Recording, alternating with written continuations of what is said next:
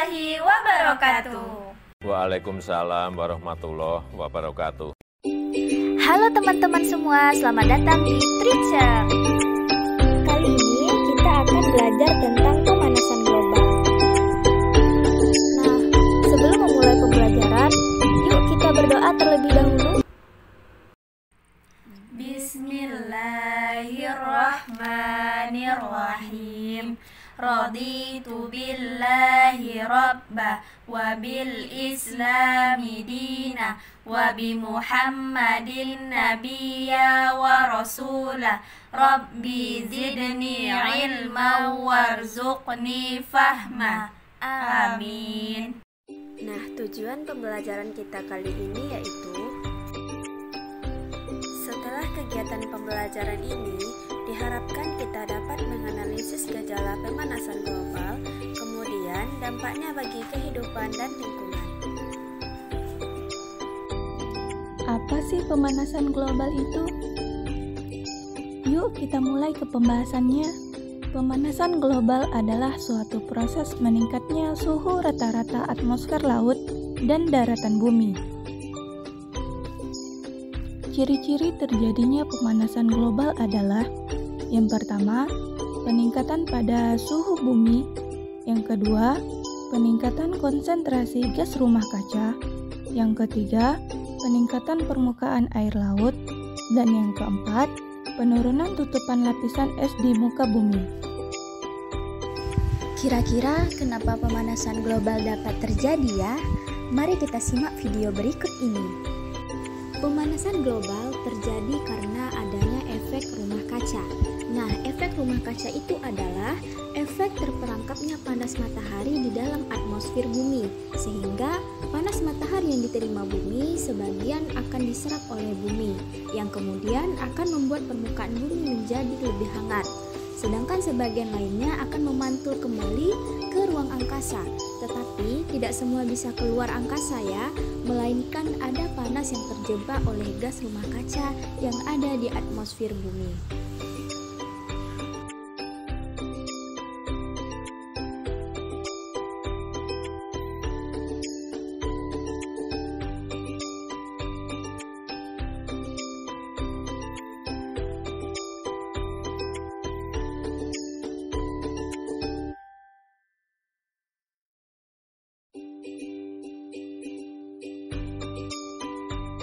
Apa saja sih jenis-jenis gas yang menyebabkan efek rumah kaca?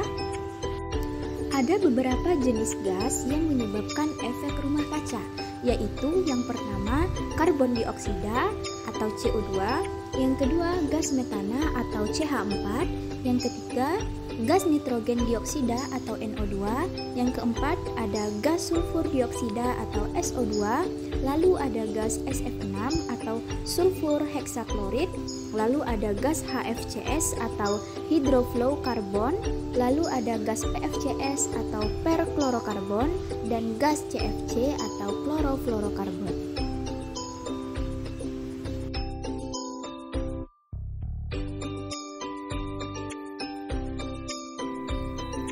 Efek rumah kaca alami bermanfaat bagi bumi untuk menghangatkan di malam hari ketika tidak ada matahari.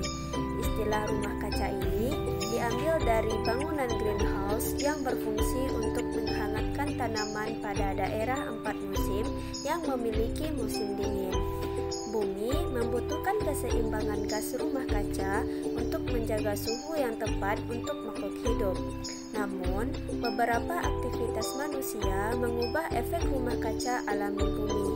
Adanya peningkatan dari gas rumah kaca menyebabkan semakin banyaknya panas matahari yang terperangkap di bumi dan menghasilkan peningkatan panas pada permukaan bumi atau biasa disebut dengan pemanasan global.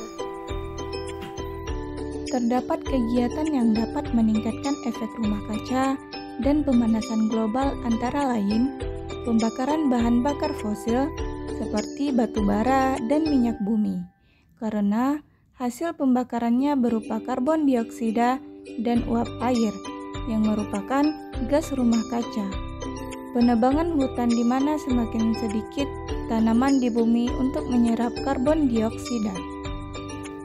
Penggunaan AC dan kulkas secara berlebihan sehingga meningkatkan gas CFC polusi metana dari peternakan, pertanian, dan perkebunan, di mana metana ini dihasilkan dari kotoran hewan, bakteri pada proses pemecahan organik, dan juga pemupukan yang berlebihan.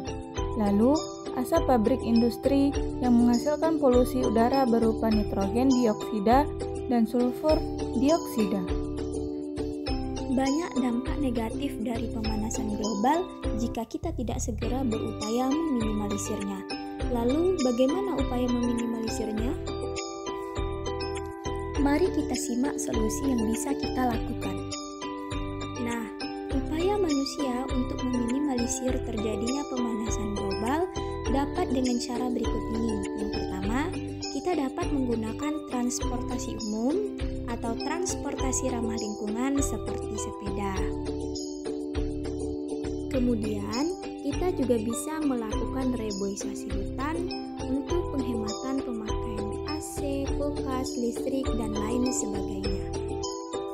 Melakukan kegiatan reuse, reduce, dan recycle, lalu menggunakan sumber-sumber energi alternatif yang ramah lingkungan untuk pengganti minyak bumi.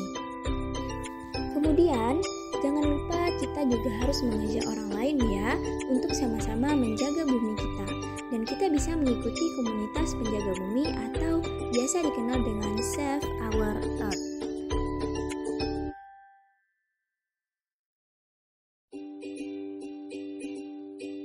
Dalam upaya untuk menjaga bumi, telah diadakan Protokol Kyoto, di mana Protokol Kyoto ini adalah sebuah konvensi PBB tentang perubahan iklim mengenai pemanasan global.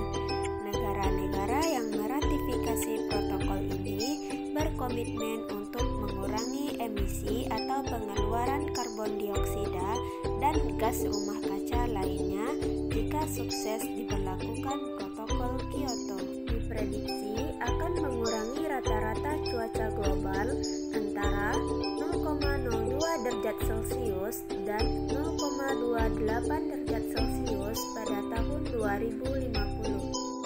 Nama resmi persetujuan ini adalah Kyoto Protocol to the United Nations Framework Convention on Climate Change atau Protokol Kyoto mengenai Konvensi Rangka Kerja PBB tentang Perubahan Iklim.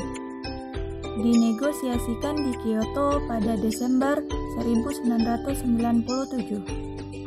Dibuka 16 Maret 1998 dan ditutup pada 15 Maret 1999. Persetujuan ini dimulai berlaku pada 16 Februari 2005.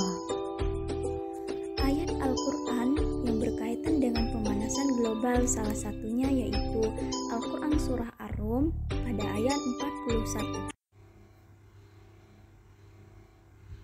ظهر الفساد في البر والبحر بما كسبت أيدي الناس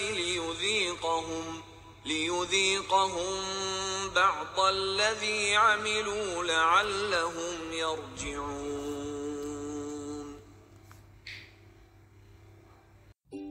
Mari kita simak penjelasannya.